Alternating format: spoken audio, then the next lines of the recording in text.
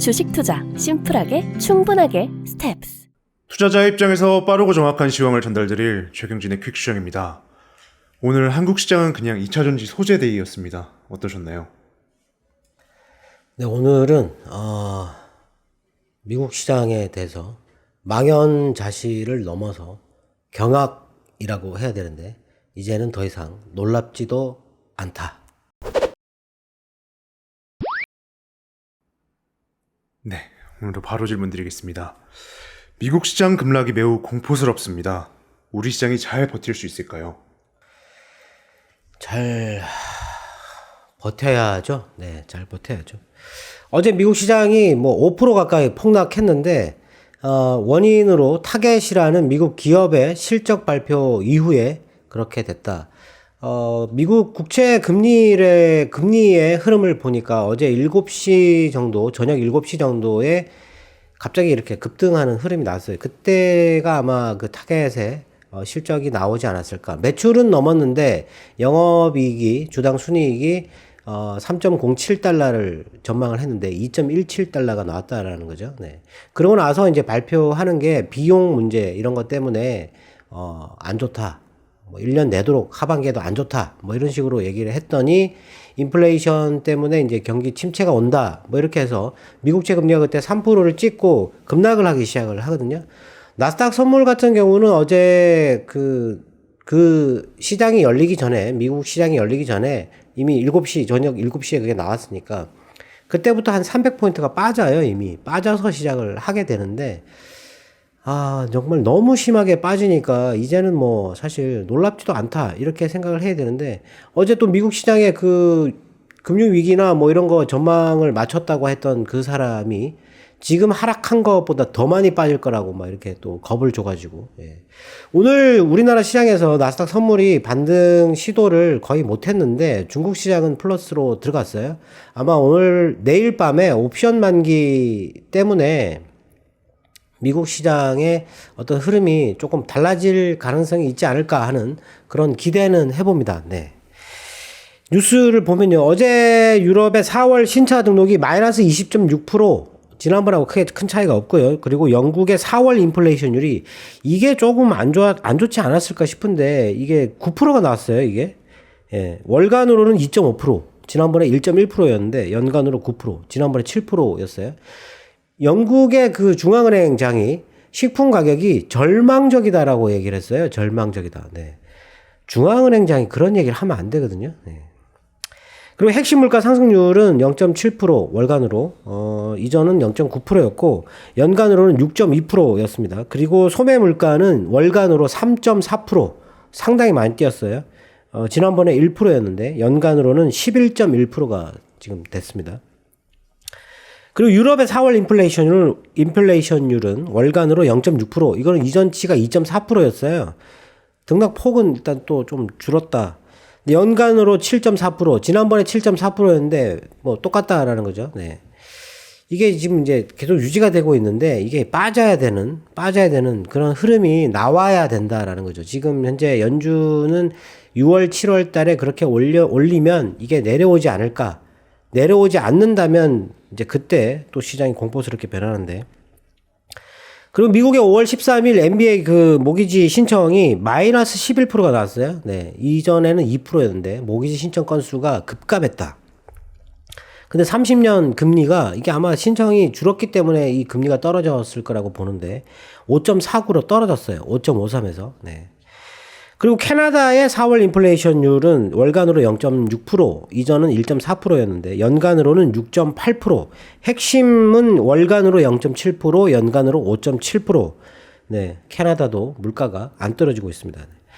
미국의 4월 신규 주택 착공 건수가 나왔는데 이게 1724만 건이었어요. 이전은 1728만 건, 소폭 줄었는데 이번에는 늘어날 거라고 생각했는데 줄었다. 허가는 1819만 건. 이거는 이전은 1879만 건이었어요. 그리고 러시아의 1분기 성장률은 3.5% 예상을 하고 있는데 지난번에는 5%였다. 아침에 일본의 4월 수출은 12.5%가 나왔어요. 이전은 14.7%, 수입은 28.2%, 이전은 31%, 줄었다라는 거죠. 네, 수출과 수입이 4월 달이. 그리고 기계 주문이 월간으로 7.1% 나왔습니다. 7.1%. 네. 이전은 마이너스 9.8%였거든요. 상당히 이거는 좀 고무적이지 않을까 싶습니다. 그리고 중국의 1월부터 4월까지 그 인프라 투자 특수채 발행을 하는데 이게 한도가 좀 이렇게 잡아놓은 게 있어요. 3조 위안이 넘는 그 한도를 잡아놨는데 지금 현재까지 1조 4천억 위안 정도가 발행이 됐다. 38%가 소진됐다라는 거죠. 그런데도 불구하고 중국의 이 경기가 지금 나아지고 있지 않다. 이게 이제 이런 거 다 돈 다 써버리고 나면 이게 큰일 나는 거잖아요. 부양을 할 수 있는 방법이 없는데. 내일 그 중국의 금리 발표가 있는데 금리를 이번에는 제가 보기에는 인하할 수 있는 타이밍이다라고 생각됩니다. 왜냐하면 지금 미국 시장이 너무 많이 빠지고 있기 때문에 금리를 인하해도 자본이 유출될 만한 어떤 그런 그 위험이 좀 작지 않을까. 예, 금리를 인하할 수 있는, 인하하면 안 되는데 인하할 수 있는 최적의 타이밍이지 않을까 하는 생각이 듭니다. 네. 그리고 미국이 인도에 5억 달러 군사 금융 지원 방안을 검토하겠다고 얘기를 했는데 지금 10년간 인도가 러시아 무기를 한 250억 달러치를 샀어요. 근데 미국 무기는 40억 달러밖에 안 샀다라는 거죠. 예, 그래서 미국이 뭐 이렇게 군사 금융 지원까지 해주겠다는 식으로 얘기를 하고 있고, 골드만삭스가 중국의 성장률을 또 하향했어요. 4%로. 예, 지난번에 4.5%였는데 지금 시티가 4.2%, JP모간이 4.3%, 모건 스탠리가 4.2%, 그리고 뱅크 오브 아메리카가 4.2% 이렇게 전망하고 있는데 이 중국의 성장률을 중국 자체 내에서도 지금 이번에 하향 조정해야 된다라는 얘기가 있습니다. 5.5%를 목표치로 하고 있는데 그거를 현재 상황에 맞게 하향해야 된다라는 그런 얘기를 하고 있어요. 그리고 골드만삭스가 비자하고 마스터카드를 목표가를 상향했는데 비자가 38%, 마스터카드가 35%. 이게 뭐 전자상거래하고 여행 때문에 이렇게 높은 성과가 나올 거다라고 얘기를 하고 있는데 소비와 관련된 주식이잖아요, 이게. 근데 이거를 높였다라는 거죠. 그런데 이게 왜 영향을 안 줬을까요? 네. 그리고 터키 에르도안 대통령이 터키 안보 위협하는 그 핀란드와 스웨덴의 나토 가입은 반대한다. 이렇게 얘기했어요. 예. 이거 하려면 그 테러 분자들 그거 이렇게 자기들한테 넘기라고 얘기를 했는데. 그리고 그 미국의 타겟 요게 그 실적이 안 좋았던 게 연료비 상승하고 인건비. 예. 지금 그 비용 상승 인플레이션이라는 거죠. 이 인건비 때문에 10억 달러 정도가 더 줄어들 것 같다라고 얘기를 했어요. 그리고 이익률이 8%에서 6%로 떨어질 거다. 이렇게 얘기를 했는데 올해 순위 감소 전망이 마이너스 1%예요. 이걸로 지금 어제 주가가 25% 빠졌는데 주가도 빠진 것도 그렇지만은 그 미국 시장이 그렇게 5%나 빠져야 되나 한 그런 생각이 듭니다. 하여튼 근데 이미 소비재 이 소비가 많이 부진했다. 예. 필수 소비재만 지금 살아남고 있다. 이렇게 얘기를 했어요. 그리고 미국의 자동차 협회에서 휘발유가 발표를 했는데 지난번에 4.374달러였죠. 이번에 4.567달러로 또 올랐어요. 전월 대비 한 48센트 정도 올랐다고 했는데 요게 8월 달에는 6.2달러까지 오를 수 있다. 이렇게 얘기를 했어요. 네. 이런 것도 악재죠. 6달러까지 넘어가게 되면 진짜 큰일 납니다, 이게. 그리고 미국의 재무장관이 중국 봉쇄 정책 때문에 공급망 악화, 이게 일부는 완화되는 조짐이 좀 있었는데 이게 상당 부분 악화돼가지고 상당히 걱정이 된다라고 얘기를 했어요. 네. 그리고 이것 때문에 지금 중국의 그 성장률이 떨어지고 있는데 중국 경제 둔화가 글로벌 전체에 악영향을 주고 있다. 예. 지금 중국이 펼치고 있는 그 정책을 모니터링 계속 하고 있다. 이렇게 얘기를 했는데 모니터링 뭐 한다고 해서 되는 문제는 아니잖아요. 네. 그리고 이제 중국 관세에 대해서 일부 철폐하는 게 인플레이션에 효과가 있을 것 같다라고 얘기를 했는데 지금 무역대표부 대표는 지금 관세 철폐를 반대를 하고 있어요. 지금 결정되지 않았다. 아직 합의가 되지 않았다라고 얘기를 했는데 뭐 이런 것도 좀 빨리 나와주는 게 좋지 않을까 싶습니다. 네. 그리고 러시아가 그 우크라이나 자포리자 원전을 지금 점령을 했는데 그거에 대해서 우크라이나가 전기세 내지 않으면 러시아 쪽으로 이 전기를 돌리겠다라고 얘기를 했어요. 네. 그리고 유럽이 러시아 그 에너지 의존도를 줄이기 위해서 3천억 유로를 지원하겠다고 했습니다. 상당히 큰 금액을 지원하겠다고 했는데 신재생 에너지, 태양광 그리고 석유 기반 시설에도 투자를 할 것이다라고 얘기를 했습니다. 네. 그리고 핀란드 국영 그 가스 기업이 있는데 가숨이라는 그 기업이 러시아가 곧 그 핀란드에 가스 공급을 중단할 것 같다라고 얘기를 했어요. 네. 현재 뭐 협의를 하려고 하는데 중단할 것 같다. 네. 그리고 미국의 컨퍼런스 보드에서 그 CEO 신뢰 지수가 발표가 됐는데 2분기치가 1분기가 57이었는데 이번에 42로 급감했어요. 급락했는데 이 사람들의 그 설문 중에 가벼운 침체에 빠질 것이라고 답한 사람이 57%, 스태그플레이션에 들어갈 것이다라고 얘기한 사람이 20%, 경기가 경착륙할 것이다라고 한 사람이 11%, 연착륙할 것이다라고 한 사람이 12%였어요. 예. 가벼운 침체잖아요. 그러면은 이제 좀 그만 빠져야 되지 않을까요? 네. 그리고 연준 위원이 또 나와서 얘기를 했는데 하커라는 사람이 몇 분기 정도는 마이너스 성장을 할 것 같다. 예. 왜냐면 작년에 좋았으니까 물론 분기 대비해서 마이너스 성장을 하는 건지 뭐 이거는 좀 그렇지만 하여튼 그렇게 해서 6월달 7월달에 0.5% 인상을 하고 나면 어느 정도 뭐 좀 인플레이션이 좀 잡혀가지고 그 다음에는 체계적인 속도 0.25%로 가지 않을까 이렇게 얘기를 했어요. 그리고 에반스라는 연준 위원은 중립금리를 2.25에서 2.5%로 예상하는데 그 정도까지 연말에 금리를 올리고 나면 인플레는 통제가 가능할 것이다라고 얘기를 했어요. 네. 이것도 반영이 안 됐습니다. 네. 오늘 중국 시장이 올라가지고 시장이 그나마 조금 나았다. 그리고 아마 이 중국의 이 뉴스 때문에 오늘 우리나라 시장에 뭐 큰 계약 건수가 있긴 했는데 전기차, 2차 전지 쪽이 시장을 그나마 살렸다라고 보면 될 것 같습니다. 비아디의 시장 점유율이 38%가 나왔는데 이게 작년 대비해서는 24%가 늘었고 지난달 대비해서는 14%가 늘었어요. 11개월 동안 1위를 지키고 있다고 얘기를 했는데 이 비아디의 오늘 주가가 좋았습니다. 네. 그리고 미국 증권거래위원회에서 암호화폐가 더 망할 것이다.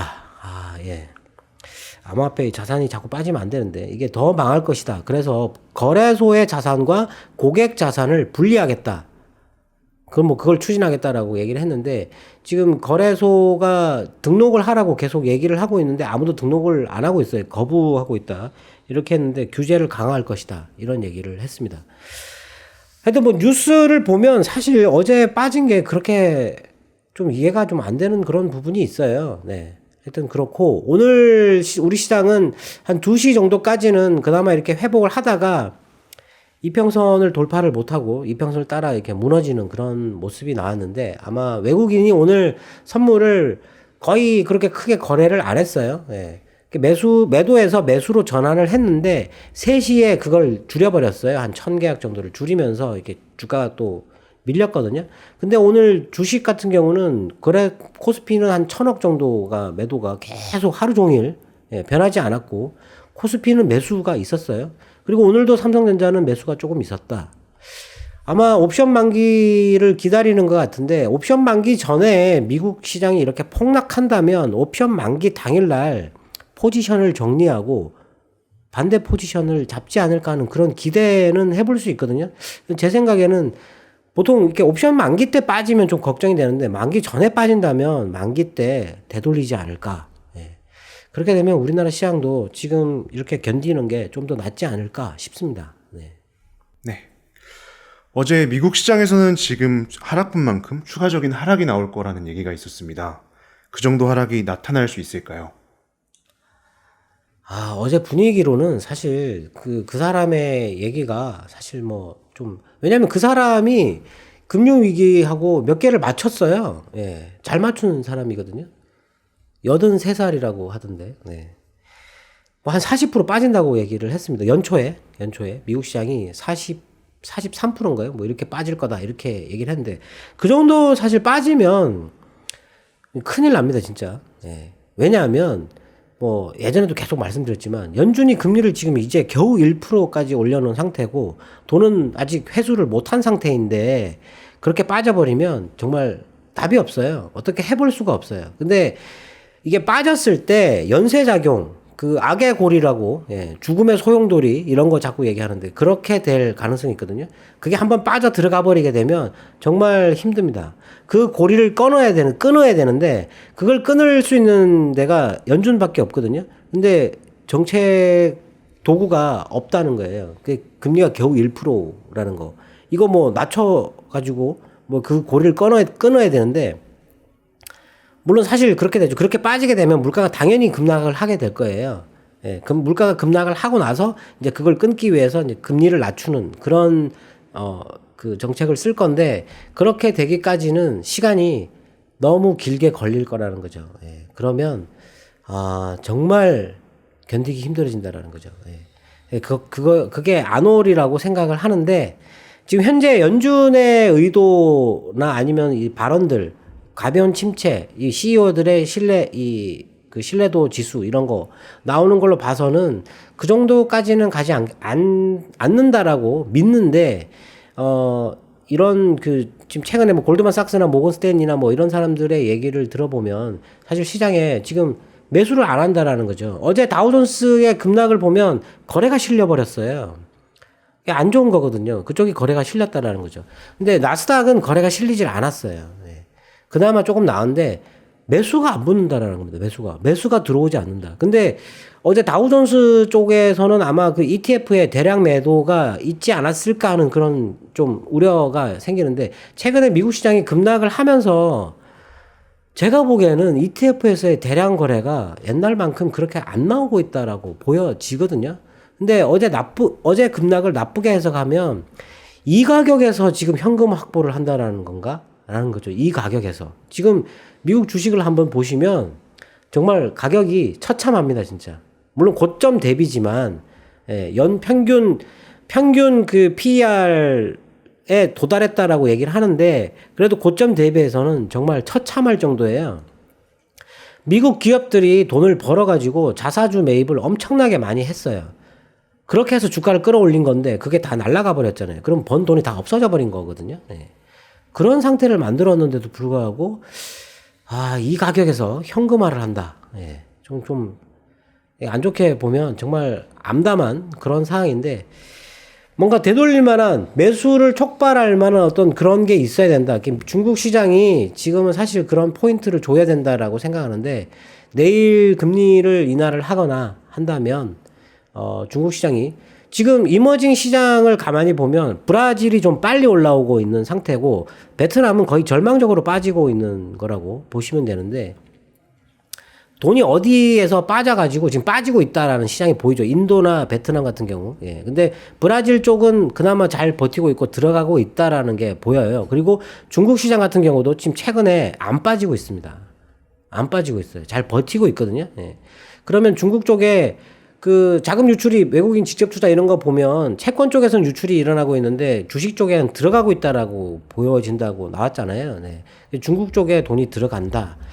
중국 시장이 버텨준다면, 예, 미국 시장도 한가닥 희망이 보이지 않을까, 예, 그렇게 기대를 해봅니다. 네, 그리고 댓글에 제가 관심 종목에 넣었는데 그 종목에 대해서 설명을 안 해가지고, 네, 아무런 설명이 없냐고 물어보셔가지고, 네, SFA하고 텔레칩스를 얘기를 했는데, 텔레칩스 같은 경우는 LX 세미콘이 지분을 취득하겠다고 얘기를 했죠. 10% 정도 지분을 취득하겠다. 이 텔레칩스 같은 경우는 팹리스 회사인데 디스플레이 구동 칩을 만드는 회사예요. 특히 이 자동차에 들어가는 디스플레이, 이거 구동 칩을 만드는 회사거든요. 근데 원래 삼성 쪽에 있는 이게 회사인데 LX 세미콘이 지분을 취득하겠다라고 얘기를 했죠.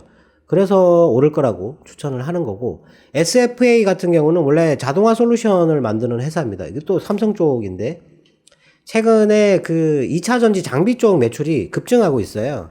반도체 장비를 만드는 회사들이 최근에 2차 전지 장비 쪽으로 많이 이동을 하고 있는데, 반도체 장비는 기술이 상당히 많이 필요한데 2차 전지 장비는 그렇지 않아요. 그렇기 때문에 이쪽으로 쉽게 이동할 수 있다는 거죠. 그쪽으로 지금 현재 성과가 많이 나고 있는 회사가 DENT라고 제가 추천을 드렸던 그 회사가 그쪽이고, 그 레이저 노칭 장비라고 해서 그거 만들어서 매출이 급증하고 있거든요. 예. 이 SFA도 2차 전지 장비 쪽으로 매출이 상당히 많이 증가하고 있어요. 지금 최근에 수주한 게 얼마 전에 연간 수주량을 육박할 정도의 그런 장비를 수주하고 있다. 오늘도 올랐지 않습니까? 네. 그래서 그런 쪽으로 보시면 될 것 같고, 오늘 LNF가 LG 그 에너지 솔루션과 7조 원이 넘는 계약을 맺었어요. 그것 때문에 오늘 급등을 했는데 2차 전지 그 소재 쪽 그쪽이 오늘 사실 반도체 이 코스닥 쪽을 거의 뭐 버티게 만든 그쪽인데, 그쪽에서 눈에 띄는, 오늘 또 제가 관심 종목을 얘기를 해야 되니까, 눈에 띄는 그 업체는 E&D하고 그리고 아모그린텍이라는 회사가 오늘 올랐어요. 근데 사실 이쪽은 직접적인 연관은 없어요. 근데 그 E&D 같은 경우는 전구체를 만드는 회사인데, 이 회사의 이 전구체는 총 매출의 15% 정도밖에 차지를 하지 않고 있기 때문에, 그리고 전구체는 중국이 싸기 때문에 그쪽을 이용을 하는데, 뭐 그쪽을 이 전구체를 언급하면서 끌어올렸다라는 거죠. 그리고 아모그린텍 같은 경우는 특수 소재를 만드는데 거론되고 있는 게 자성 소재, 그리고 방열 소재, 이런 걸 얘기하고 있어요. 2차 전지에 열을 빼내야 되기 때문에 방열을 해야 되고, 그리고 자성을 얘기하고 있는데, 올해 아마 좀 눈에 띄게 실적이 잡힐 것이다. 최근에 차트를 보면 바닥에서 뚫고 올라오는 속도가 상당히 빠릅니다. 10,000원에서 지금 14,000원인데 실적이 얼마나 잡히는지 확인을 해봐야 되겠지만, 하여튼 그쪽으로 같이 보면 좋지 않을까 싶습니다. 네. 오늘도 투자자분들의 궁금증이 해소되었길 바라겠습니다. 네, 절망적인 그런 상황이지만 제가 생각할 때는 충분히 돌릴 여지는 있다. 네, 이렇게 기대를 하고 있습니다. 네. 지금까지 최경진의 퀵슈양이었습니다. 감사합니다.